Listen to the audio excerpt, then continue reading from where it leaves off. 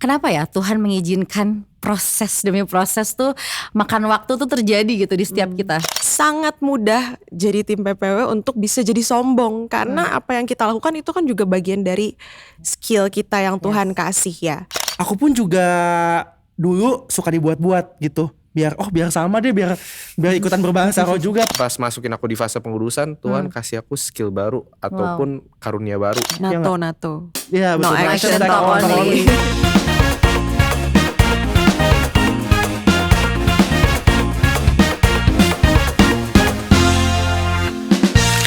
Shalom Skeno Family. Hari ini kita akan bahas satu topik yang kedengarannya tuh kayak berat banget dan gak relate sama kehidupan sehari-hari. Topiknya pengudusan. Kalau kita dengar kata pengudusan itu tuh kayaknya hal yang berat banget atau rohani banget deh. Yang kayaknya anak muda tuh gak bisa ngerti sebenarnya apa sih konteksnya. Padahal kita tuh penting untuk kita mengerti tentang pengudusan. Kenapa? Karena Tuhan akan pakai pengudusan dalam kehidupan kita supaya kita tuh semakin serupa sama Kristus. Dan setelah itu kita jadi mengerti panggilan kita dalam Tuhan di kehidupan ini tuh apa sih gitu. Jadi hari ini kita akan dive deep tentang tujuan dari pengudusan. Oke guys, jadi kalau menurut kalian tujuan dari pengudusan di kehidupan setiap kita tuh apa sih sebenarnya? Sebenarnya manusia itu diciptakan serupa dan segambar dengan Allah pada mulanya gitu. Tapi semenjak manusia jatuh dalam dosa, manusia kehilangan kemuliaan Allah. Ya. Nah itu jadi kontradiktif dengan desain awal Tuhan menciptakan manusia. Dan jadinya proses pengudusan itu jadi sebuah panggilan, yaitu kehendak Allah dalam hidup kita untuk kembali ke desain awal Tuhan menciptakan manusia.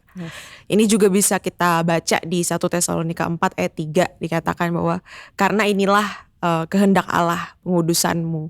Jadi tujuan pengudusan itu yaitu untuk kita bisa kembali lagi ke desainnya Tuhan gitu. Ya dan kalau aku boleh jump in ya Kak. Izin. jump in. Kayak kalau menurut aku sendiri gitu, pengudusan itu menjadi layak. Bukan ngomongin layak masuk surga ya. Karena kalau ngomongin keselamatan itu anugerah. Yes, by grace. Tapi layak di sini tuh layak apa sih? Which is up to standarnya Tuhan. Wow. Dalam kurung godly character. Yes. Gitu. Karena seperti yang kita tahu dalam firman-Nya di 1 Petrus 1 ayat 15, ini aku bacain ya.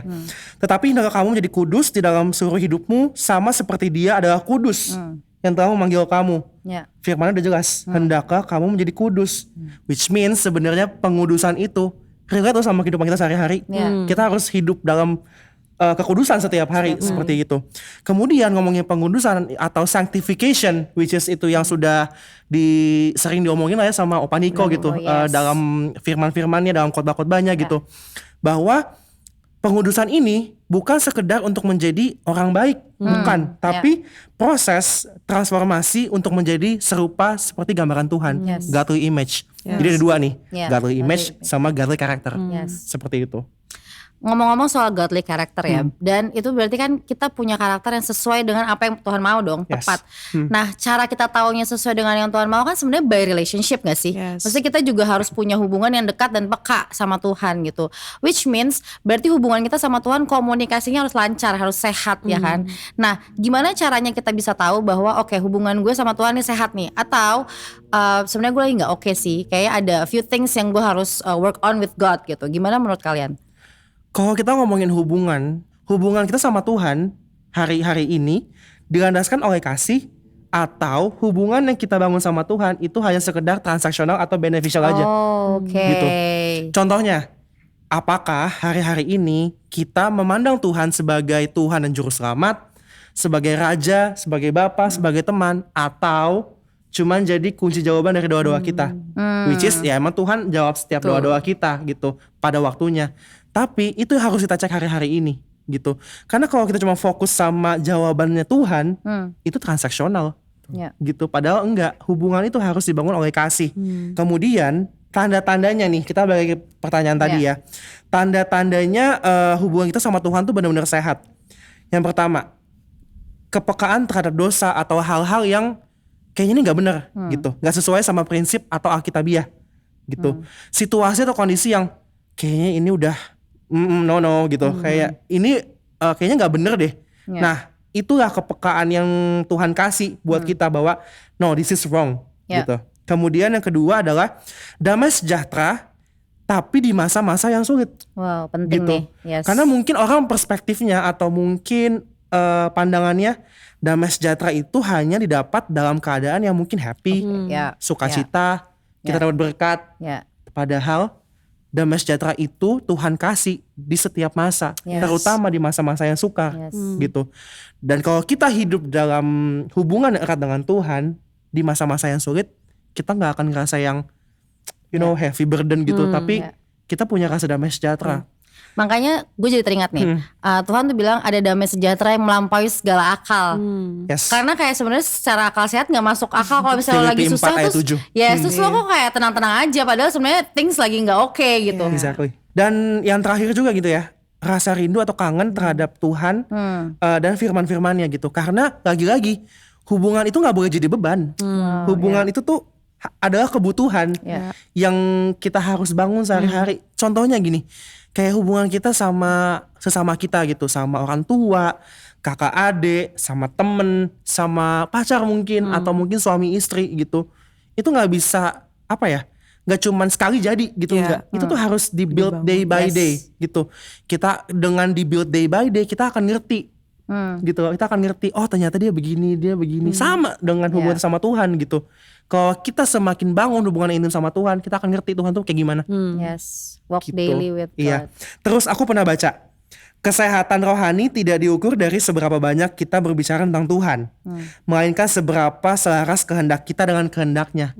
Ternyata itu toksik gitu. Karena percuma kalau misalkan kita tahu nih akan firman Tuhan, akan kebenaran gitu, kita ngomong ke A, B, C, D, Tuhan tuh gini, kita terus begini gitu. Tapi kita sendiri gak melakukan itu gitu. Sama aja kita kayak kalau gak menghidupi itu cuman theoretical doang, padahal kan harusnya practical dong Yeah. gitu. No Kalau cuma jadi action. teori, Ya. it gets toxic gitu. NATO. Iya No betul. action, Action, talk talk only. gitu. Jangan sampai toxic positivity. Yes.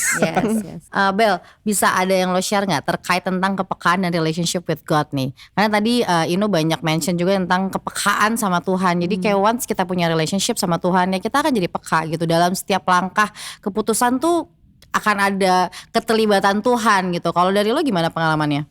Kalau dari pengalaman aku sendiri, pas masukin aku di fase pengurusan, Tuhan kasih aku skill baru ataupun karunia baru, dimana aku yang dulu yang nggak pernah mimpi apa-apa atau aku nggak ngerti sama mimpi aku, tapi Tuhan kasih karunia tersebut, dimana Tuhan kadang suka ngomong sama aku lewat mimpi.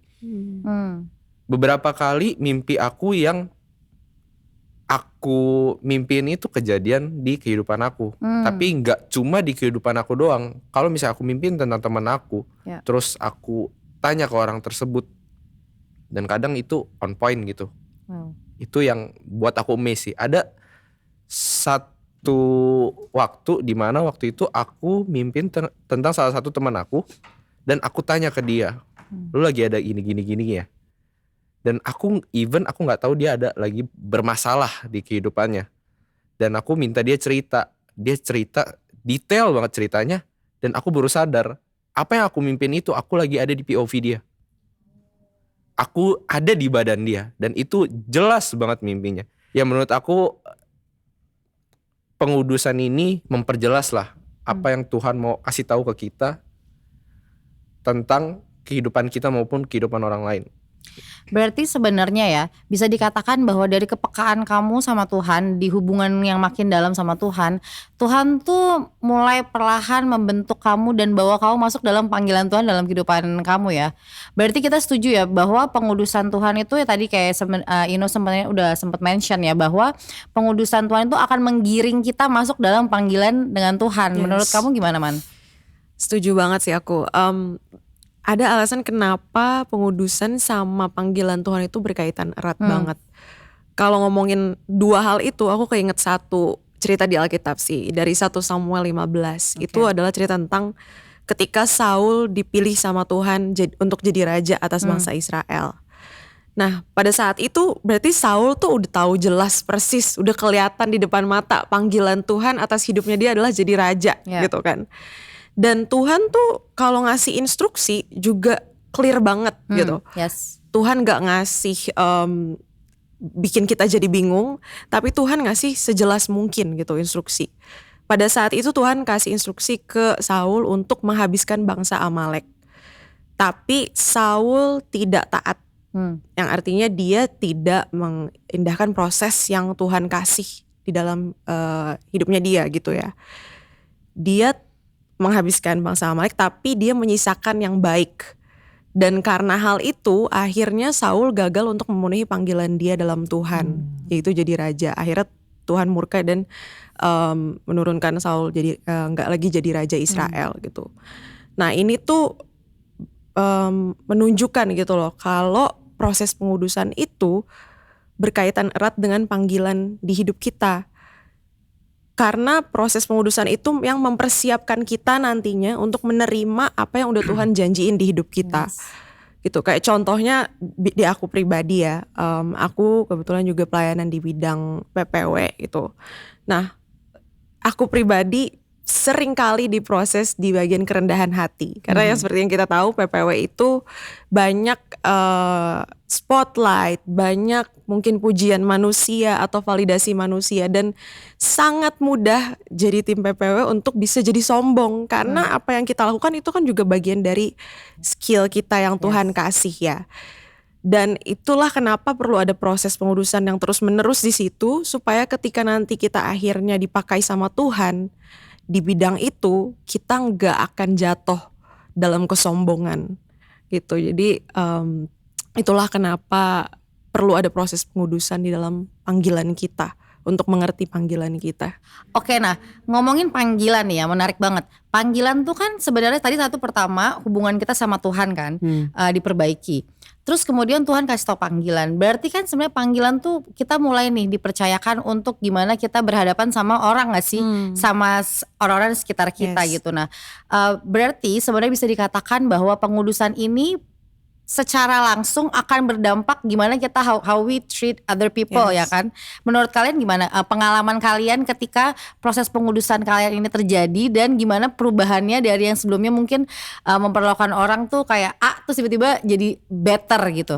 That is why kita tuh harus bedain apa yang namanya calling atau panggilan sama skill atau talenta gitu. Mungkin orang tuh masih ke mix atau twisted sama pemahaman ini gitu. Tapi bahwa setiap panggilan of course mungkin punya butuh apa ya, butuh skill tertentu gitu. Tapi tuh kalau ngomongin panggilan itu tuh lebih dari itu lagi. Dan tanpa kekudusan, lagi-lagi tanpa kekudusan, panggilan hidup itu tuh cuman jadi ajang show off. Ya gak?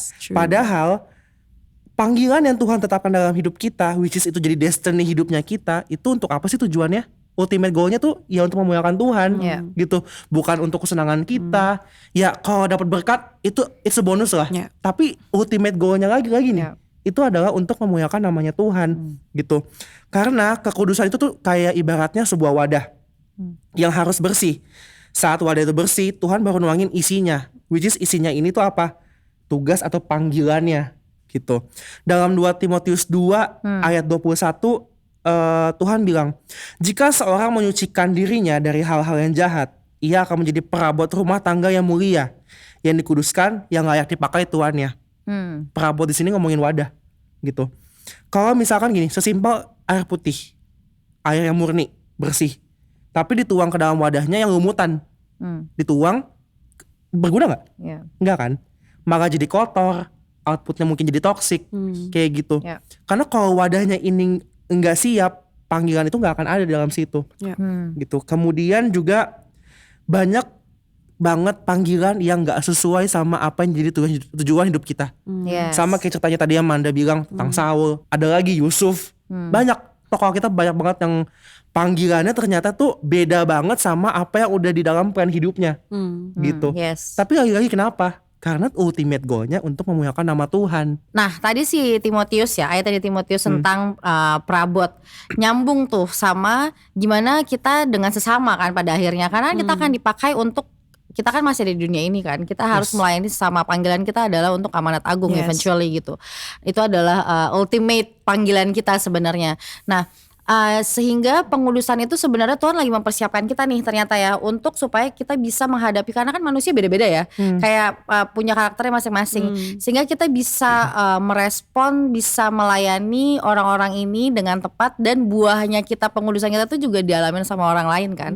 Nah balik lagi nih ya tadi ke pertanyaan yang sebelumnya, jadi gimana yang kalian alami gitu dari pengudusan, terus kemudian kalian dampaknya kepada kehidupan kalian sehari-hari ke sesama. Kalau dari aku sendiri sih, cara aku meresponi hal-hal yang orang pelakuin ke aku. Kayak misalnya kan orang-orang bisa ngelakuin ke diri kita tuh hal yang jahat ataupun hal yang baik. Mungkin kalau di hal yang jahat, aku yang dulunya pemarah, bisa ngamuk gitu, dijahatin dikit ngamuk. Mungkin sekarang lebih sabar, lebih bisa diajak main gitu kan. Ataupun kalau misalnya di perlakuan hal yang baik, aku tahu gimana caranya aku harus meresponi dia, balas dengan hal yang baik juga. Ataupun mungkin sesimpel aku bilang terima kasih deh. Itu kan juga udah mencerminkan karakter Kristus ya. Ya. Dimana kalau misalnya di bagian yang jahat tadi, Tuhan pernah bilang di firman-Nya, kalau misalnya kita ditampar pipi kiri, berilah pipi kanan. Kalau kita dijahatin, ya balaslah dengan kebaikan, jangan balas lagi dengan tamparan lain. Ya, sebenarnya kan dari proses pengudusan itu kan kita dibikin juga jadi semakin serupa dan segambar dengan Tuhan ya. Yang artinya semakin dalam proses itu semakin juga hati kita, pikiran kita, tingkah laku kita tuh selaras dengan Tuhan. Nah, makanya semakin kita dikuduskan, semakin juga kita ngelihat manusia atau orang-orang di sekeliling kita sebagaimana Tuhan ngelihat manusia, yaitu dengan kasih, dengan compassion, dengan belas kasihan. Karena seringkali di Alkitab kan Tuhan bilang Tuhan berbelas kasihan terhadap manusia gitu. Dan itulah yang juga Tuhan mau taruh di dalam hati kita ketika kita dalam proses pengudusan, yaitu kita berbelas kasihan ke orang-orang di sekitar kita. Yang akhirnya kita juga jadi mau melayani sesama kita gitu. Betul. Dan akan jadi percuma kalau misalkan kita cuman punya hubungan yang baik sama Tuhan, kita mengasihi Tuhan, tapi kita gak mengasihi sesama. Good point. Ya gak? Karena hubungan itu harus selaras, vertikal dan horizontal. Ya gak? Vertikal sama Tuhan, horizontal sama sesama gitu. Tuhan juga bilang kalau misalkan kamu mengasihi aku, tapi kamu memuji saudaramu, kamu sama aja kayak pendusta. Ya semua diproses lah ya gitu.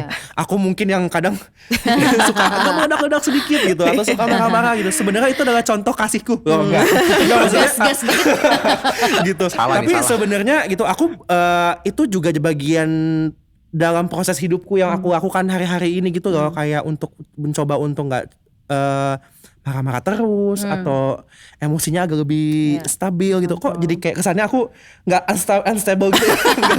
Mungkin dulu iya kali.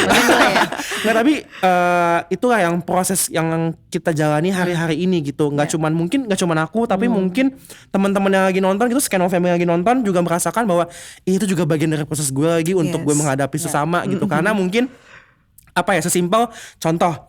Misalkan di kantor gitu, di kantor kita punya atasan yang mungkin dia punya keputusan apa yang mungkin menurut kita kayaknya nggak gitu deh, gitu. Terus, nah itulah dimana kita untuk berusaha untuk menurunkan ego kita, gitu, supaya kita nih ketemu di tengahnya nih, kan sama-sama membutuhkan, gitu, supaya apa yang dia mau itu kejadian, apa yang sesuai dengan kita tuh kejadian juga. Sesimpel komunikasi sih, tadi yang kasus Bian juga komunikasi gitu, harus yang sehat gitu. Kalau udah awalnya dia ngomong apa kita udah gak suka, itu pasti outputnya akan jelek gitu. Jadi respon yang berubah ya.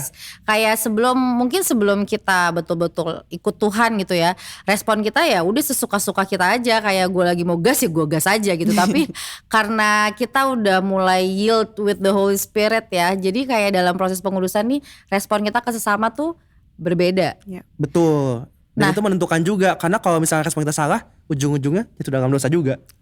Berarti sebenarnya di dalam setiap hari pengudusan kita itu obedience kita tuh penting banget juga ya. Iya, taat. Sebenarnya kalau juga dari tadi dengar cerita-cerita tentang dari tokoh Alkitab, poin utamanya adalah ketaatan sih dalam proses pengudusan itu. kita mau denger kata Tuhan atau enggak, despite itu mungkin nggak sesuai sama ekspektasi kita, mungkin nggak enak buat kita, tapi kita mau nggak tetap ngejalanin apa yang Tuhan suruh dalam kehidupan kita.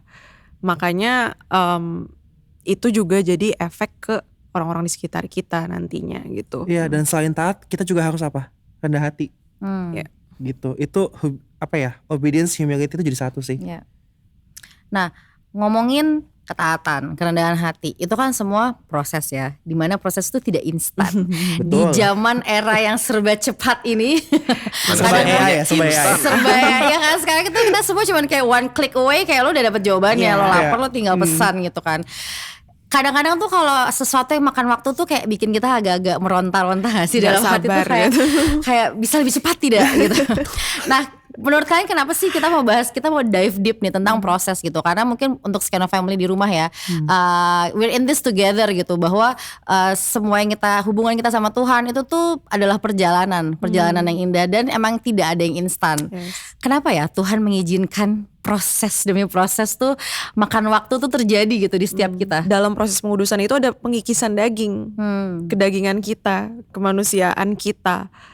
Dan itu nggak mudah karena kita hidup di dunia Ya.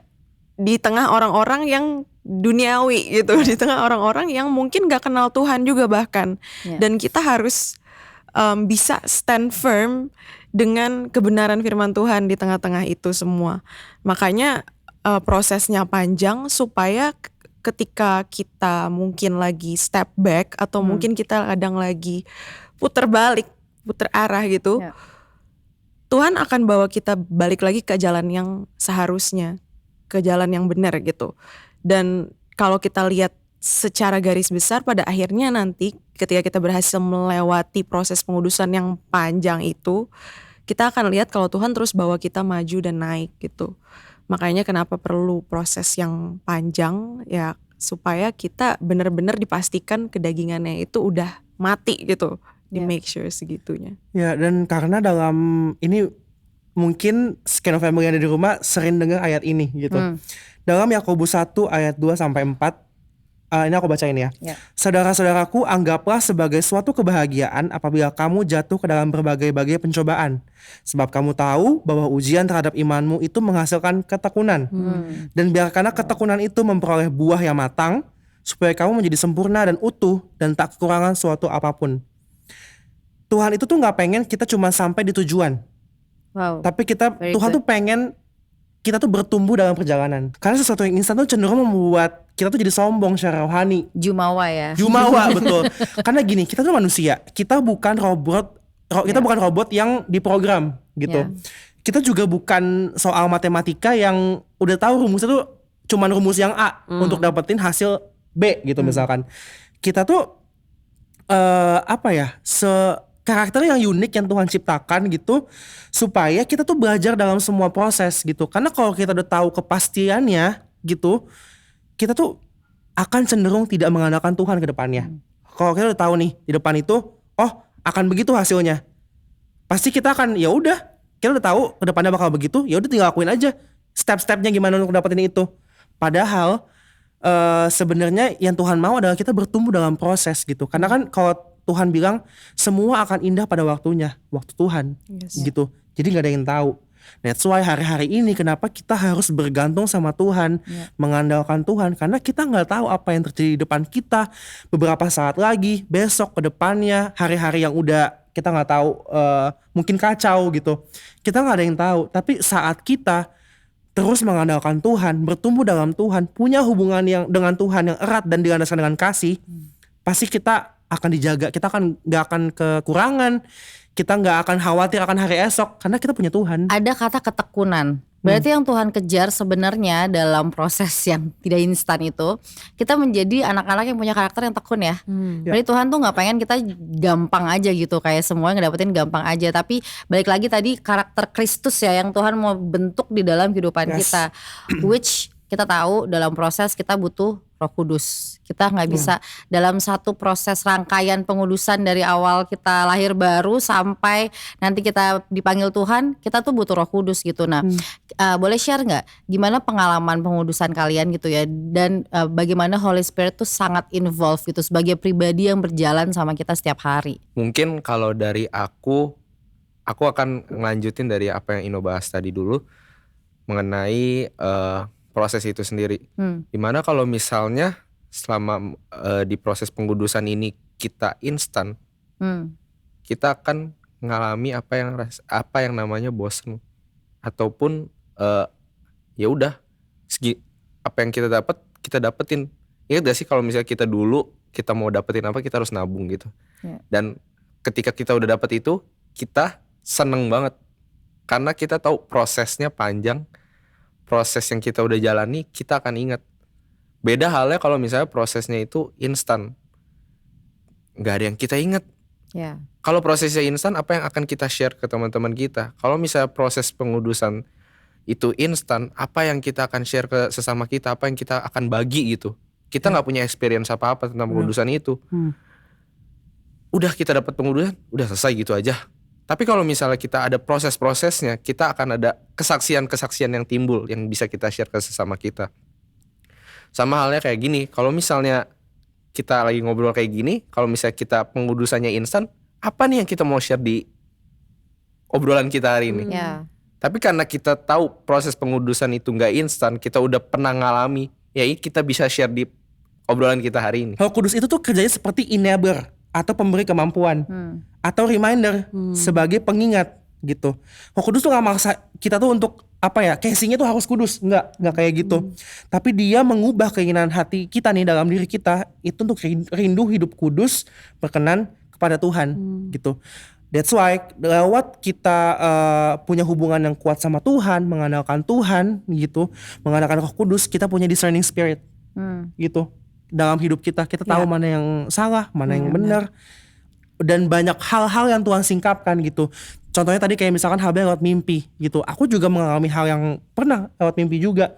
Atau sesimpel Tuhan tiba-tiba ngomong gitu. Ini terkesannya kayak rohani banget ya. Tapi inilah lewat hubungan yang intim dengan Tuhan, kalian bakal experience sendiri sih. Ternyata emang Tuhan sedekat itu ternyata. Karena ngomongin komunikasi sama Tuhan gak ada SOP-nya, gak ada harus begini Gak ada Tuhan template denger. ya. Gak ada template ya. Sesimpel hati aja nih, hati kita ngomong sama Tuhan, Tuhan gini.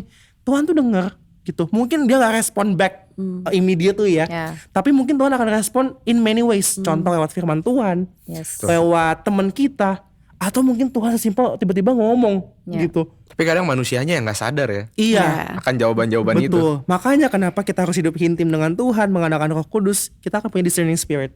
Sebenarnya hidup intim sama Tuhan dan punya Roh Kudus tuh sama dengan, dan gimana langkah kita ya praktikalnya, sebenarnya kita simply just open our Bible sih, ya kan? Karena di situ adalah kalau buku adalah jendela dunia, our Bible itu adalah benar-benar pintu yang terbuka untuk Tuhan bisa ngomong sama kita secara langsung, gak sih? Dan di situ Roh Kudus akan mulai bicara. Karena kan tadi kayak kamu bilang, Roh Kudus tuh juga peranannya adalah, tadi ada banyak peranan Roh Kudus ya. Roh Kudus tuh konselor kita juga gitu kan. Terus Roh Kudus tuh juga yang menghibur kita. Tapi Roh Kudus itu, apa yang Roh Kudus sampaikan sama kita pasti sesuai dengan firman Tuhan gak sih? Betul. Jadi kadang-kadang kita kan kalau misalnya gimana sih cara dengar suara Tuhan, kita nggak akan tahu kalau kita juga nggak buka firman Tuhan gitu. Jadi Skena Family, langkah sederhana hari ini, open your Bible untuk dive deep supaya punya satu level yang baru hubungan sama Tuhan. Oke, Panda, ada yang mau kamu sampaikan? Paling kayak kalau ngomongin soal peran Roh Kudus ya, tadi salah satunya kan jadi reminder ya, jadi suka alert untuk diri kita gitu. Nah, dan juga mengubah karakter ya. Nah dulu tuh aku waktu SMP ya, ini pasti anak sekarang juga sebenarnya melakukan ya. Waktu SMP tuh seneng banget berbicara sia-sia, berbicara kasar gitu. Dan these days itu pun juga jadi kayak hal yang biasa aja, yang normal aja gitu. Tapi waktu SMP aku mulai aktif di gereja, mulai aktif juga, mulai aktif di pelayanan juga gitu ya. seiring waktu denger nih firman di gereja, juga pengingat dari kakak-kakak mentor di gereja gitu, kalau berkata sia-sia tuh ya nggak ada gunanya, dan sebaiknya ya jangan dilakukan, jangan dikatakan lah gitu. Sampai akhirnya aku jadi dapet hikmat juga gitu, kayak oh iya juga ya, berkata sia-sia tuh mungkin juga bisa menyakiti hati orang lain loh gitu. Jadinya pelan-pelan mulai sedikit demi sedikit tuh dikurang-kurangin. Dan kadang tuh Roh Kudus perannya gini, kalau belum kejadian baru kepikiran aja itu udah jadi alert nih, kayak jangan diomongin, jangan dilontarkan gitu. Tapi kalau udah kejadian, Roh Kudus tuh akan jadi sebagai pengingat juga, terus tetap kayak oh kemarin aku ngelakuin ini, hal yang salah. Oh kemarin aku ngomong hal ini, hal yang salah. Kira-kira aku mungkin harus apa selanjutnya gitu. Apakah aku harus minta maaf sama orang yang mungkin aku katain gitu saat itu, atau gimana. Itulah peran Roh Kudus secara pribadi di hidupku waktu aku masih SMP gitu. Sampai akhirnya sekarang juga udah ngerti lah apa yang itu ya, discerning spiritnya gitu ya, apa yang benar, apa yang tidak, karena itu balik lagi sesuai dengan firman Tuhan atau enggak gitu. Nah benar nih ya, ada poin penting dari Manda nih yang tadi dia sebutin, itu adalah ketika dalam proses pengudusan kamu itu melewatinya di dalam rumah Tuhan. Berarti kamu gak ngelewatin sendiri kan. Dan juga paling penting ada komunitas dan ada mentor-mentor rohani. Betul. Berarti bisa dikatakan bahwa dalam proses pengudusan kita sama Tuhan, jangan coba-coba jalanin sendirian. Kita harus tertanam. Betul. Selain Roh Kudus, kita juga dikasih sama Tuhan komunitas, orang-orang di sekitar kita, bahkan orang tua, keluarga di rumah yang juga ikut menjaga hidup kita nih, secara nggak langsung, secara sadar nggak sadar. Kayak mungkin dari orang tua juga kadang kita kayak sebel ya, kayak dibilangin ini, padahal itu juga salah satu penjagaan Tuhan untuk hidup kita. Tapi sadar gak sih dari tadi yang tadi Ino mention tentang Roh Kudus merubah karakter ya? Tadi Manda karakternya tuh suka swearing, tapi Tuhan ubah jadi mulutnya mengeluarkan nyanyian atau pujian. Wow, very nice. Iya kan, kayak tuh ya itu yang tadi Ino bilang, Roh Kudus mengubah karakter yang tadinya bad jadi goods lah. Karena pemahaman dunia kan kayak kita dari kecil selalu dengar ya, karakter udah kayak gitu, karakternya nggak bisa berubah. Tapi Skeno Family tidak dengan Roh Kudus. Asal kita hidup bersama Roh Kudus, karakter yang kita kira kita nggak sanggup ubah atau kita sendiri udah putus asa, dengan Roh Kudus kita mampu diubahkan. Betul. Dan apa kata dunia tuh beda apa sama apa yang katanya Tuhan, itu berlawanan gitu. Dan yang paling penting adalah, ini yang paling penting, ngomongin Roh Kudus, membangun manusia roh lewat berbahasa roh gitu.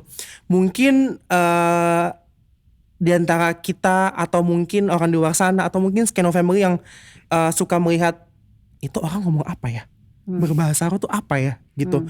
Awalnya juga dulu aku merasa kayak ini apa sih berbahasa roh tuh apa gitu.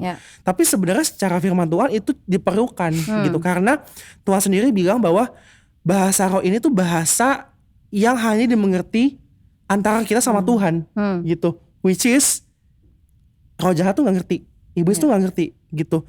Dan lagi-lagi tadi kayak misalkan firman Tuhan bilang daging itu lemah tapi itu roh kuat. Nah, membangun manusia roh ini hanya lewat berbahasa roh, which is itu kita harus aktif setiap hari gitu. Dan ini yang aku encourage gitu ya ke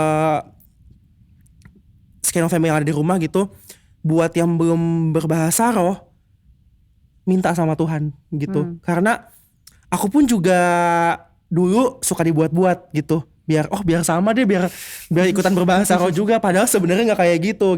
Itu harus dimulai lewat doa gitu. Aku juga kayaknya baru bisa berbahasa roh tuh mungkin aku umur 30 by the way ya. Mungkin di umur Thank you infonya. Mungkin di umur 20 atau mungkin 21 gitu. Kayaknya pas aku kuliah deh gitu. Aku mulai merasa kayaknya enggak, ini harus benar-benar diminta dengan baik dan benar, dengan cara yang benar, lewat doa, lewat pujian gitu. Dan aku benar-benar rindu, pengen banget berbahasa roh. And then instantly tiba-tiba aku berbahasa roh sendiri gitu. Ya mungkin yang denger, yang nonton kayak masa iya sih? Coba deh lewat doa, lewat ketaatan, lewat kerendahan hati, pasti teman-teman akan merasakan sendiri bahwa lewat berbahasa roh tuh banyak hal-hal yang Tuhan singkapkan justru Ya. Kayak gitu. Membangun kepekaan sama Tuhan tuh penting ya. Dan memang dari tadi ya obrolan kita dari awal sampai akhir, Roh Kudus tuh pegang peranan yang mutlak pentingnya dalam proses pengudusan kehidupan kita ya. Jadi relationship with God tadi di poin yang pertama itu salah satunya adalah ya kita intim dengan Roh Kudus gitu. Dan intim dengan Roh Kudus tentunya membangun manusia roh, dan balik lagi kita harus selalu ada walk daily sama Tuhan, dan kita tuh harus buka firman Tuhan, karena Tuhan tuh kadang gini, kadang kita nggak tahu kan, kadang suka bingung gak sih kayak sebenarnya ini Tuhan yang ngomong apa gue yang mau sih, ya gak sih kayak ya kan, kayak kadang bingung kan, ini gue yang mau, kayaknya itu kesukaan gue deh, kayak itu preference gue, my own preference gitu. Caranya bedain our own preference dan God's preference adalah firman Tuhan. Obrolan yang sangat daging hari ini, wow luar biasa. Memang pengudusan tuh sangat roh. daging banget. Tapi pengudusan tuh daging banget. Cuman Iya, ternyata relate banget ya. Maksudnya Yes. banyak aspek dalam kehidupan kita yang bisa kita ungkapin, yang kita bisa bahas gitu ya, point of view-nya tentang pengudusan. Kalau aku boleh recap ya dari awal tadi. Jadi pengudusan yang Tuhan kerjakan dalam kehidupan kita itu nomor 1. Udah pasti Tuhan tuh pengennya benerin dulu hubungan kita sama Tuhan. Betul. Karena melalui hubungan yang sehat sehingga kita juga bisa dengar juga, peka juga sama Tuhan. Setelah itu ya, setelah kita peka ya kita jadi tahu panggilan kita tuh apa gitu. Enggak semata-mata bakat gue nyanyi ternyata gue gitu kan. Ternyata misalnya meskipun gue jago banget nyanyi, tapi ternyata Tuhan panggil menjadi misalnya jadi preacher gitu, atau simply berdoa. Kita jadi orang yang berdoa untuk sesama kita, untuk teman-teman kita gitu. Jadi yes, Tuhan pakai talenta kita, tapi sebenarnya panggilan Tuhan tuh beyond that. Hal yang kita nggak pernah even pikirin atau bayangin gitu. Dan yang ketiga, pastinya akan fruitful juga kehidupan kita ke sesama kita. Keluarga nomor 1 gitu. Pasti ada impact yang berbeda. Respon kita di kantor gitu, sesama sahabat, kakak beradik gitu, respon kita akan berbeda. Dan yang paling penting yang mengikat semuanya itu adalah Roh Kudus. Penting banget juga buat kita untuk meresponi. Roh Kudus tuh mau bekerja dalam kehidupan kita, tapi kita responin juga. So, Skeno Family, kita berdoa ya supaya episode hari ini tentang pengudusan itu mengubahkan hati kita. Ada satu spirit of boldness yang Roh Kudus curahkan kepada setiap kita yang nonton YouTube ini, supaya kita tuh berani mengambil langkah untuk meresponi Roh Kudus dalam kehidupan kita. Dan kita percaya melalui pengudusan yang Tuhan kerjakan dalam kehidupan kita gak akan sama lagi, dan kita akan masuk dalam panggilan Tuhan yang luar biasa atas kehidupan kita. So, Skeno Family, thank you for watching this episode. Hopefully ini bisa jadi berkat untuk kalian, dan see you at the next episode. God bless you. Bless you.